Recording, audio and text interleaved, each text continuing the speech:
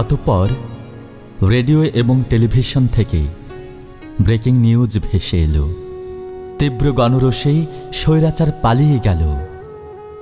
দরজা খুলে দেখলাম নতুন সূর্যের আলো। শহর, নগর, পাড়া, মহল্লা, রাস্তায় রাস্তায় নেমে আসলো ছাত্র জনতার ঢল। মুহূর্তেই সেই ঢল আছড়ে পড়ল টেকনাফ থেকে তেঁতুলিয়া, রূপসা থেকে পাথুরিয়া। সীমানা পেরিয়ে সেই ঢল আছড়ে পড়ল লন্ডন থেকে নিউ ইয়র্ক, সিডনি থেকে টোকিও। মসজিদে মসজিদে আজান, মন্দিরে মন্দিরে প্রসাদ বিতরণ, সংসদ ভবনের সবুজ চত্বরে শুকরিয়া নামাজ আদায়। বিপ্লবী বন্ধুর মুখে ফুটল বিজয়ের হাসি। দু চোখে অঝরে ঝরল আনন্দ অশ্রু। বিজয় আনন্দে প্রেমিকার ঠোঁটে প্রেমিকের স্বস্তির চুমু।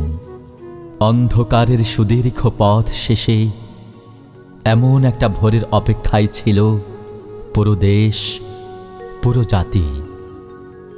পড়ন্ত বিকেলে পতিত স্বৈরাচার পালিয়ে গেল, কিন্তু রাতের অন্ধকারে রেখে গেল লক্ষ কোটি অনুসারী, গুপ্তচর, রাজাকার, আলবাদর, আল শামস, যারা রূপ বদল করে মানুষের ভিড়ে লুকিয়ে থাকবে 1 সপ্তাহ, 1 মাস কিংবা 1 বছর।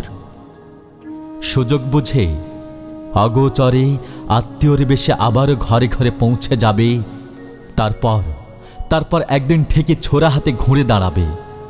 এভাবে বারে বারে ফিরে আসে বাকশাল। ফিরে আসবে বাকশালের প্রেতাত্মা, ফ্যাসিবাদী স্বৈরাচার।